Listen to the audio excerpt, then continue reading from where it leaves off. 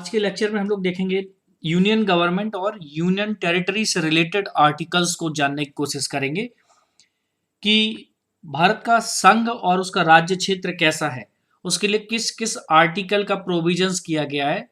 तो यहाँ पर हमें जानना है आर्टिकल 1 से लेके आर्टिकल 4 को। जैसे कि पता है कि भारत क्या है, भारत एक राज्यों का संघ है। भारत क्या है, यूनियन ऑफ स्टेट है। ये हमें पहले से ही पता है कि राज्य के भारत क्या है, भारत है यूनियन ऑफ स्टेट्स।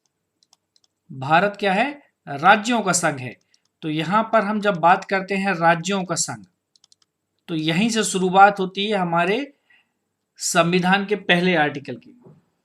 पहला आर्टिकल कहता है, आर्टिकल 1 कहता है, आर्टिकल 1 इंडिकेट्स, क्या इंडिकेट्स कहता है कि भारत अर्थात इंडिया, वो भारत कहता है भारत अर्थात इंडिया।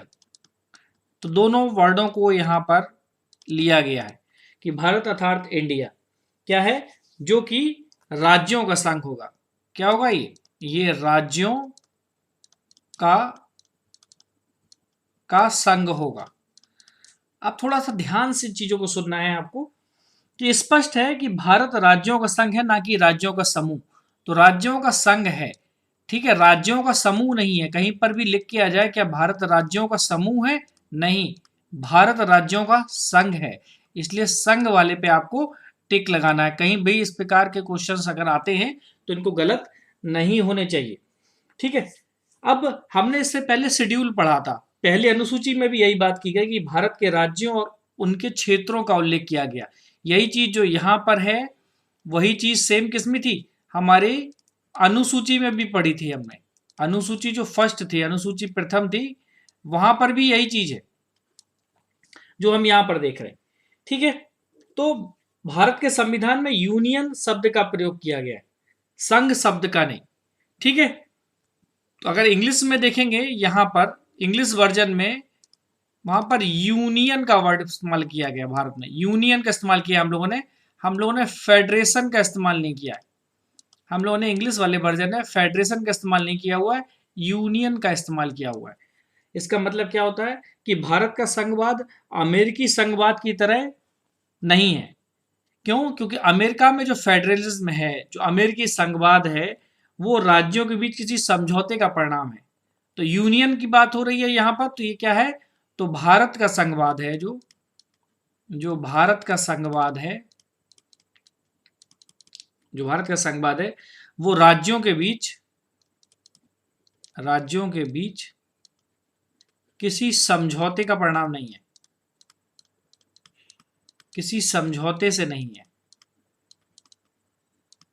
जबकि अमेरिका में क्या होता है, वो वहां पर एक कॉन्ट्रैक्ट है, ठीक है। मतलब संघ में सम्मिलित जो भी राज्य हैं वो अपनी इच्छा से अलग नहीं हो सकते। इसका मतलब क्या होता है, अगर इसका कोई मीन्स पूछ ले कि भैया इसका क्या मतलब, इसका मतलब है संघ में शामिल राज्य, इसका मतलब होता है कि संघ में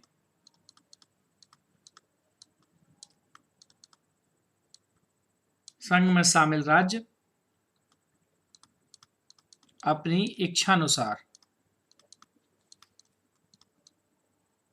इच्छानुसार अलग नहीं हो सकते।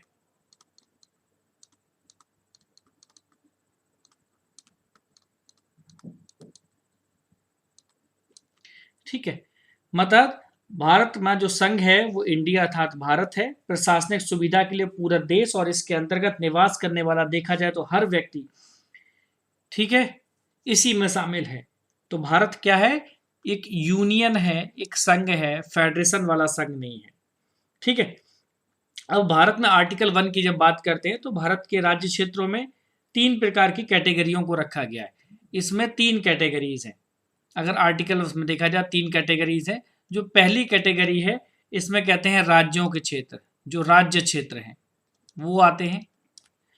जो सेकंड कैटेगरी है, इसमें यूनियन टेरिटरीज आती हैं। और जो तीसरी कैटेगरीज है, सरकार के द्वारा अर्जित क्षेत्र आता है। अगर किसी क्षेत्र को उन्होंने मिला लिया है, ठीक है, तो वो क्षेत्र आएगा। तो यहां पर ये तीनों चीजों की यहां बात करती है, 3 कैटेगरियों को का प्रोविजंस यहां पर किया गया है। ये बहुत इंपॉर्टेंट है, इसको किसी भी हालत में हमको ध्यान नहीं मतलब इनको भूलना नहीं चाहिए। तो यहाँ पर जो अर्जित क्षेत्र का मतलब क्या हो गया, मतलब ऐसी territories it may be acquired by the government of India, है ना। तो समय समय पर अगर गवर्नमेंट ऑफ इंडिया किसी क्षेत्र को जीत लेती है या उसको अपने देश में मिला लेती है तो वो अर्जित क्षेत्र में माना जाएगा। ठीक है। अब संविधान की पहली अनुसूची में राज्य और संघ राज्य क्षेत्रों के नाम दिए गए हैं, उनका क्षेत्र का वर्णन किया गया है। ठीक है। वर्तमान भारत में जितने राज्य हैं और संघ शासित क्षेत्र हैं उनका प्रोविजंस कहाँ पर है, आर्टिकल 1 में दिए गए हैं। ठीक है। अब भारत एक संप्रभु राज्य है और इसलिए अंतर्राष्ट्रीय कानूनों के अंतर्गत भारत किसी विदेशी क्षेत्र का अधिग्रहण कर सकता है। अब कैसे अधिग्रहण करेगा, तो हम लोग बात करते हैं आर्टिकल 2 की, बहुत इंपॉर्टेंट है आर्टिकल 2 की। अब हमारा आर्टिकल 2 क्या कह रहा है, आर्टिकल 1 ने जो कहा वो हमने समझा। अब आर्टिकल 2 क्या कह रहा है कि संसद को 2 प्रकार की शक्ति दी गई है। अब नए राज्यों को भारत में अगर मिलाना हो आपको, तो यहां पर it empower the parliament to admit into the union of India, या फिर क्या कर सकते हो आप, नए राज्यों को भारत के संघ में प्रवेश, नए राज्यों का भारत के संघ में प्रवेश। अब ये कैसे होगा, इसके लिए क्या प्रोसीजर है। अब संसद को, अब मान लो मैं किसी विदेशी क्षेत्र का अधिग्रहण करना है तो संसद को 2 प्रकार की शक्तियां हैं। अब हमारी संसद को 2 तरह की शक्तियां हैं, 2 तरह की पावर्स है हमारी संसद के पास। वो पावर्स कौन कौन सी है, पहला है नए राज्यों को शामिल करना। क्या करना है आपको, नए राज्यों को शामिल करिए। और जो दूसरी पावर है वो क्या है, नए राज्यों को स्थापना, नए राज्यों की स्थापना। संसद को 2 पावर दी गई, नए राज्यों को शामिल करना और नए राज्यों की स्थापना करने का अधिकार। अब ये कैसे प्रोसीजर होगा, अब नए राज्यों की निर्माण प्रक्रिया कैसे होगी और उनको स्थापित करने का प्रोसीजर कैसे होगा। ठीक है। अब ये जो पावर है पार्लियामेंट के पास, उसका कैसे इस्तेमाल होता है। ठीक है। अब जो क्या है, जो पहला है, जो फर्स्ट है वो क्या है, it admission of state which are already in existence. ध्यान देना, इसमें क्या पर है, admission of the states which are already in existence. यहां पर क्या है, नए राज्यों को शामिल करना और नए राज्यों की स्थापना करना। नए राज्यों को शामिल करना, ये जो रिफर है, ये जो पहला केस है, ये पहले से जो शामिल हैं, जो पहले से राज्य हैं, उन्हीं में से बनाना है। ठीक है। पहले से शामिल राज्यों में से, ओके। और जो दूसरा वाला है कि जो नए राज्यों की स्थापना करना, ठीक है, power to establish new states. ये क्या कह रहा है, ये कह रहा है it establish the states which are not in existence. it establish the state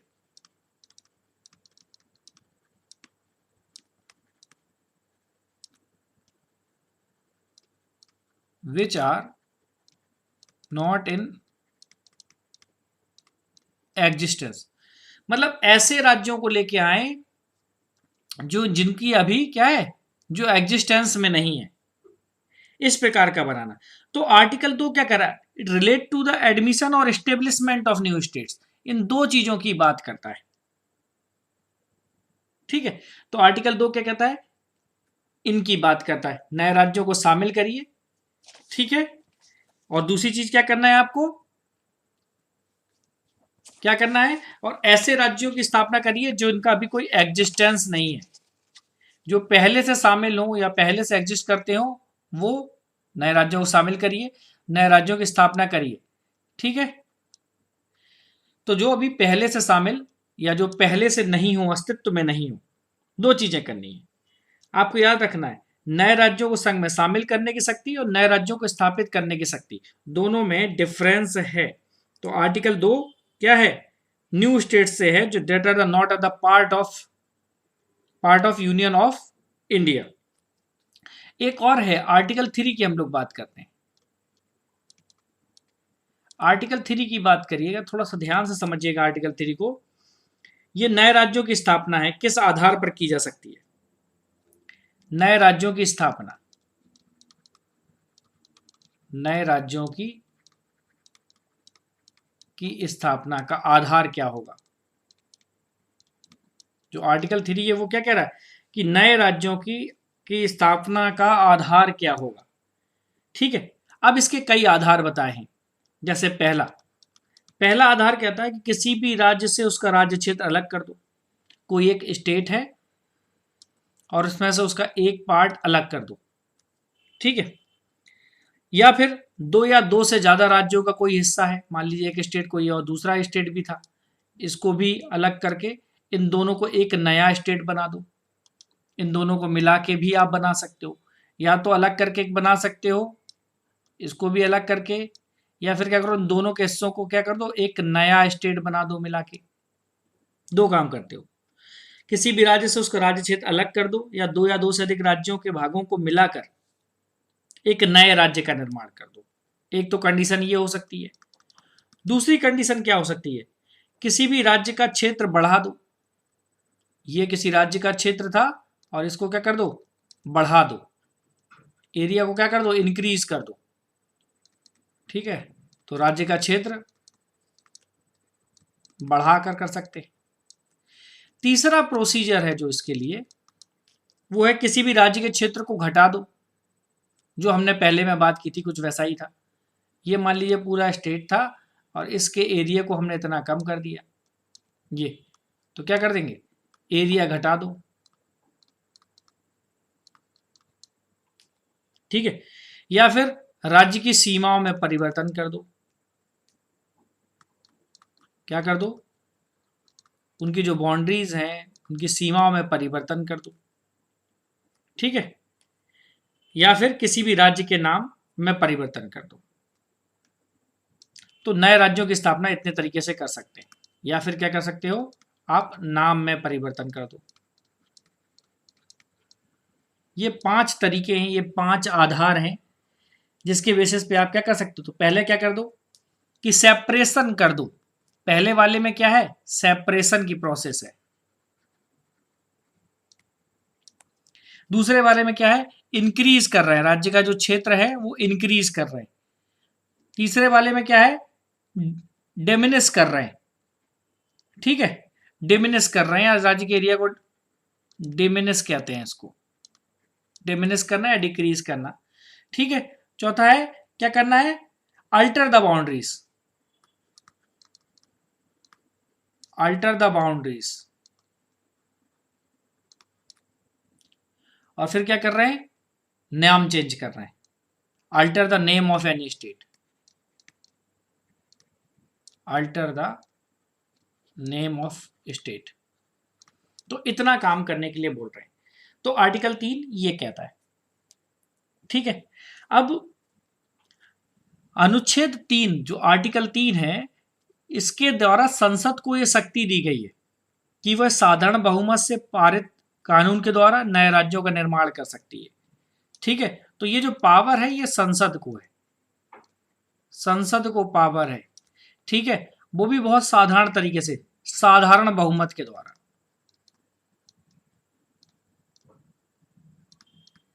साधारण बहुमत से ये काम कर सकती है कि मतलब पुराने राज्यों के क्षेत्र, सीमाओं या नामों में परिवर्तन कर सकती है। ठीक है, और इसके द्वारा कोई भी विधि 368 के संदर्भ में संविधान का संशोधन नहीं होगी। ठीक है, इसके लिए संसद द्वारा पारित कोई भी विधि आर्टिकल 368 के संदर्भ में संविधान का संशोधन नहीं समझी जाएगी। बहुत इंपॉर्टेंट है। ठीक है, तो ये जो साधारण बहुमत होगा ये 368 का पार्ट नहीं होगा।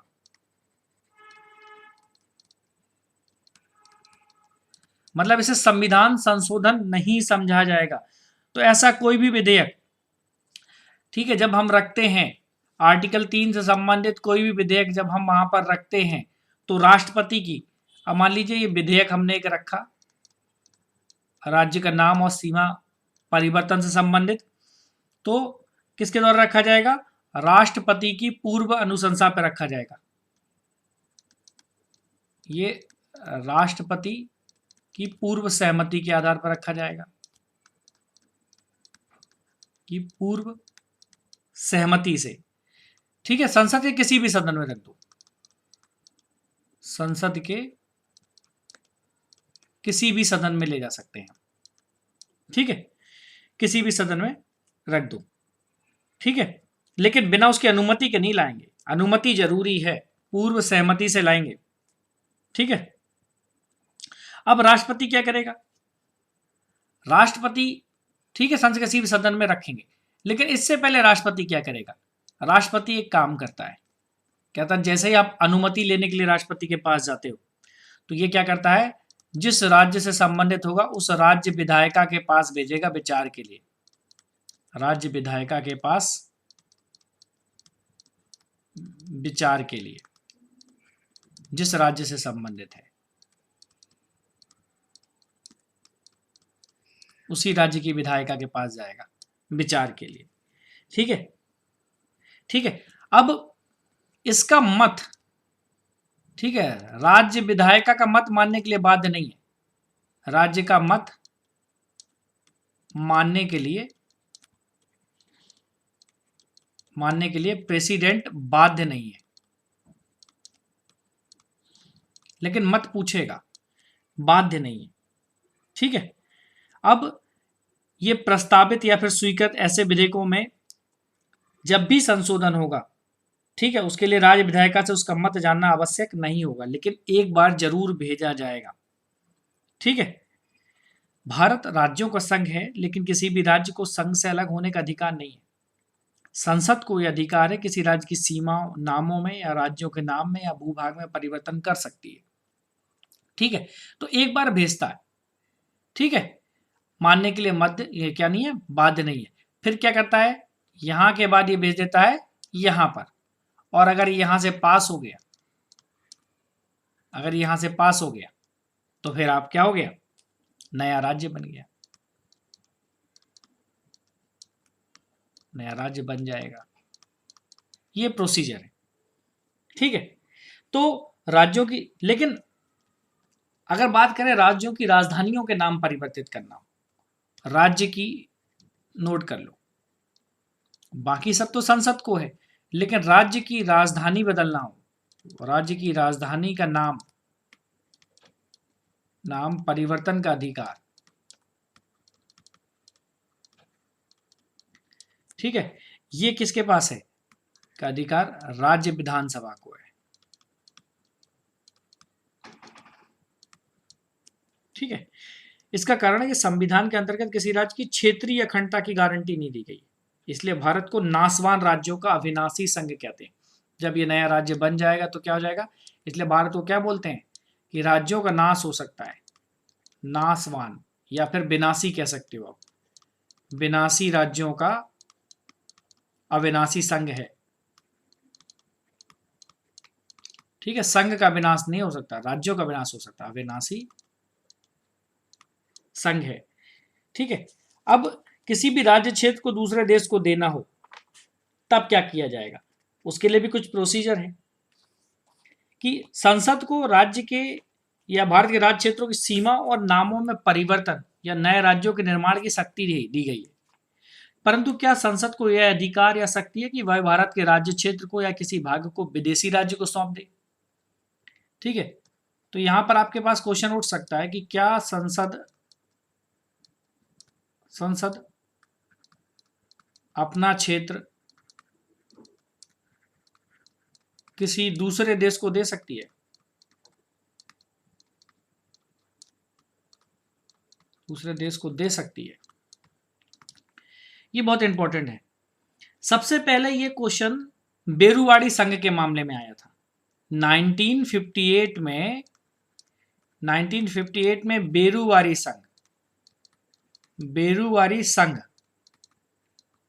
केस था, इसके संबंध में मामला आया था। और बेरुवारी संघ कहां पर है? ये वेस्ट बंगाल में था और इसको पाकिस्तान को देना था। ठीक है, तो इसके लिए एक समझौता हुआ था। इस समझौते के खिलाफ भारत में एक जन आंदोलन शुरू हो गया था और फिर बाद में ये कहां पहुंचा? ये केस पहुंचा सुप्रीम कोर्ट। और जब सुप्रीम कोर्ट ने क्या डिसीजन दिया?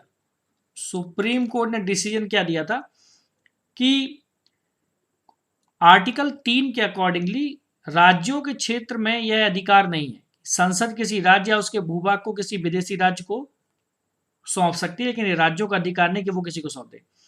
संसद साधारण विधि के द्वारा इसे लागू नहीं कर सकती। अगर ये है तो ये साधारण विधि से नहीं करना है, साधारण विधि द्वारा नहीं होगा। ठीक है, तो क्या करना होगा? इसके लिए संविधान संशोधन करना होगा। क्या करना होगा? तो कोर्ट ने जो डिसीजन दिया या जो सुप्रीम कोर्ट ने डिसीजन दिया, वो डिसीजन था क्या? कि आपको संविधान संशोधन करना होगा। इसके लिए संविधान संशोधन जरूरी है। ठीक है, और जब संविधान संशोधन करेंगे मतलब आर्टिकल 368 की नीड करेगी। अगर अपने राज्य क्षेत्र को किसी विदेशी देश को सौंपना है तो उसके लिए संविधान संशोधन आवश्यक है। ठीक है, तब जाके 9th अमेंडमेंट किया था। फिर इसके बाद क्या हुआ था? 9th अमेंडमेंट हुआ था। 9th अमेंडमेंट, 9वां संविधान संशोधन विधेयक। ठीक है, 1960 में हुआ था ये, बाद में ये बिल बना था। तो 9th अमेंडमेंट 1960 में हुआ था। इसके बाद बेरुवारी संघ को पाकिस्तान को दे दिया गया। ठीक है, इसी प्रकार का एक प्रोविजन फिर हुआ था कि 1974 में भारत ने मुजीबुर रहमान जो बांग्लादेश के पूर्व प्रधानमंत्री थे, 1974 में हमने बांग्लादेश के साथ हमारा एक समझौता हुआ था। हमने बांग्लादेश के साथ एक समझौता किया था। ठीक है, अब इसके लिए एक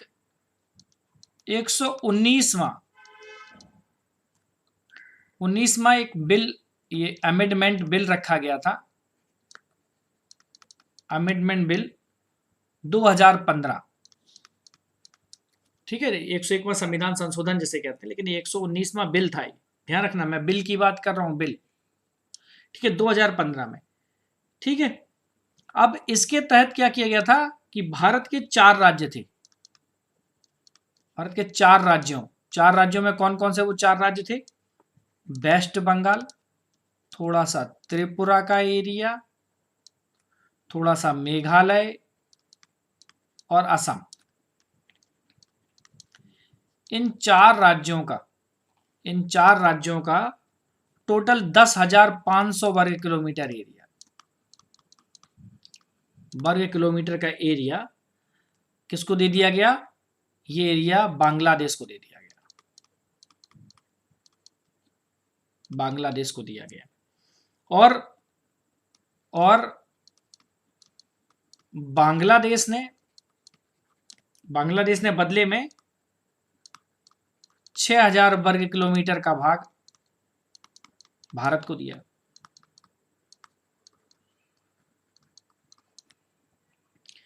ठीक है, तो इस प्रकार से ये प्रोसीजर होते हैं। अब आर्टिकल 4 क्या कहता है? बहुत इंपॉर्टेंट है, ध्यान दीजिएगा। यहीं पर मैं बात कर दे रहा हूं आर्टिकल 4 की। अब देखिए, हमारे संविधान का आर्टिकल 4 यहां पर एक बड़ी बात कह रहा है। आर्टिकल 4 अपने आप में एक तरीके से देखा जाए तो पूर्णतः वो कह रहा है कि जो संविधान का आर्टिकल 4 है वो कहता है कि आर्टिकल 2 और 3 के तहत बनाई गई विधि संविधान संशोधन नहीं मानी जाएगी। क्या कहते हैं? आर्टिकल 2 और 3 के तहत, 2 और 3 के तहत बनी विधि